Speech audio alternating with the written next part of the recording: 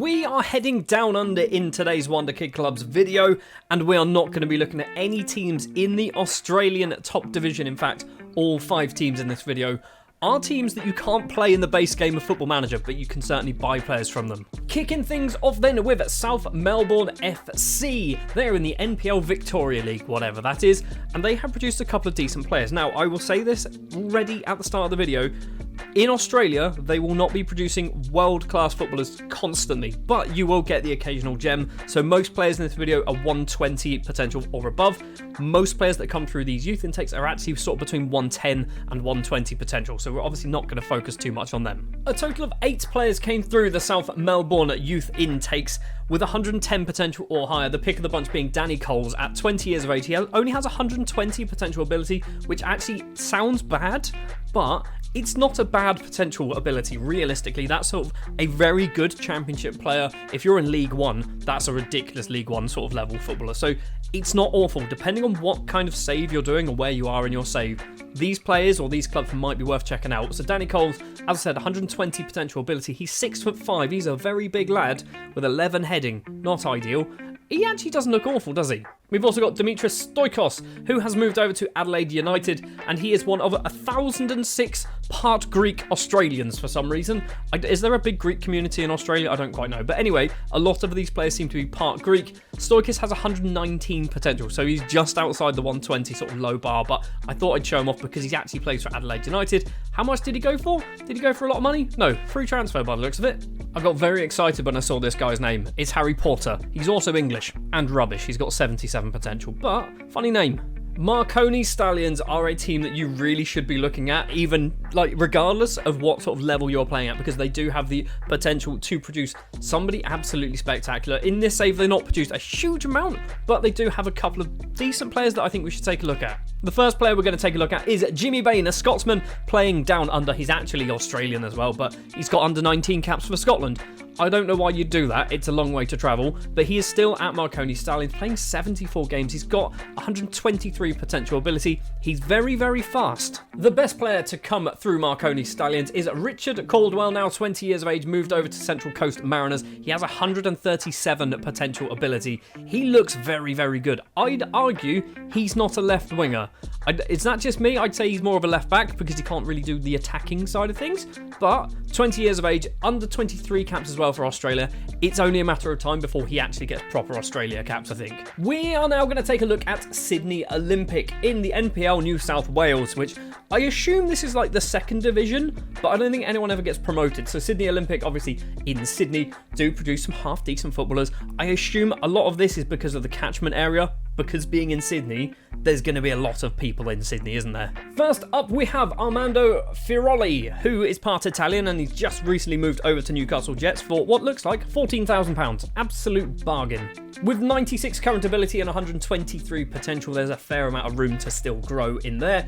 At 18 years of age, under 20 caps as well for Australia. Looks pretty decent, got some decent technical numbers in the right places, I think. Up next with 131 potential ability is Angus Hind, 20 years old, goalkeeper, under 23 caps as well.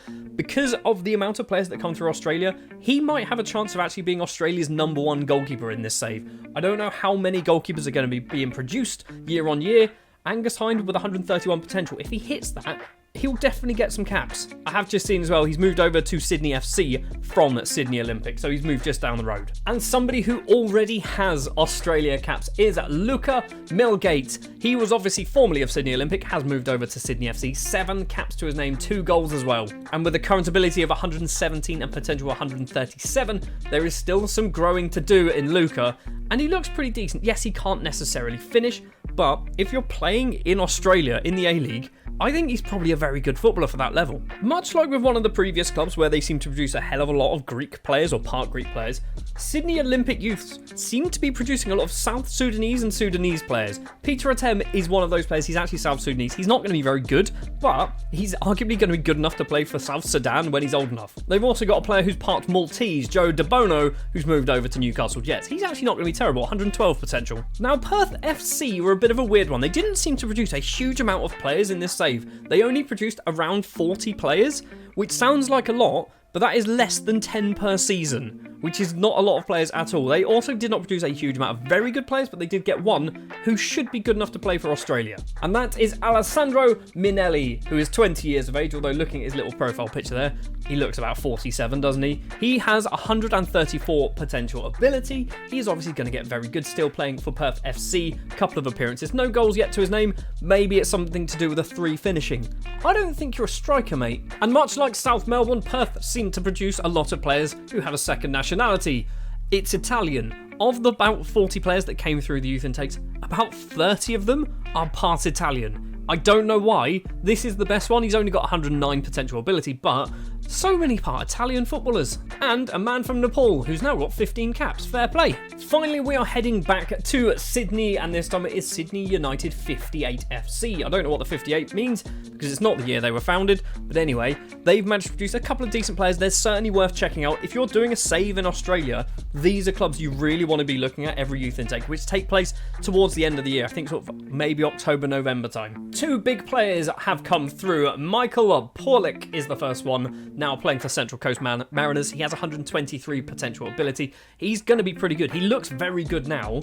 At 20 years old, under 23 caps for Australia, he's probably on the cusp of playing for the actual Australia first team, I think. And I think the best player when it comes to potential ability in this entire video is Will Lowe, currently playing for Brisbane Roar, formerly obviously of Sydney United. 20 years of age, he's wanted by Adelaide United, so he's off again, apparently going to go somewhere else. And with 115 current ability, 136 potential ability, like I said, I think he's probably one of the better players that we've seen in this video. 20 years of age, he's pretty good physically. I'd look at him and go, he's not bad. He's probably worth a punt, isn't he? If you're a sort of championship side, Premier League side, maybe you might want to bring him in at 20. Still some time to grow. Although if you're playing in England, the whole work permit, ESC nonsense, you might not want to risk him. And keeping up with what we seem to be doing as a tradition in this video, Christian Clarinho is a Filipino player. That's right, anyone from Australia normally has a second nationality, and quite a lot of them seem to just transition over to that nationality. So Clarinho is a Filipino, probably going to be playing for the Philippines national side very soon. He's not very good, about 76 potential. We're going to finish this video with one final player from a different club, Port Melbourne, and I want to show this guy off because he is actually the second best player to come through the entirety of the Australian youth intakes in 5 seasons. The best player came through Newcastle Jets, I think. Western United, apparently. Anyway, Paulo Pepe has 159 potential ability.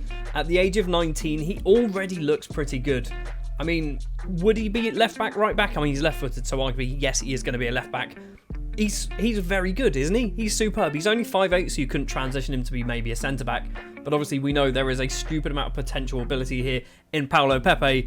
So yeah, Australia do seem to produce some very good players, but you do have to search for them. Just in case you're wondering as well, Port Melbourne SC are in the NPL Victoria League, whatever that means. Maybe Australia isn't the country for you. Maybe you want to head to South America and possibly take a look at some of these clubs in Uruguay and pick yourself up the next Luis Suarez.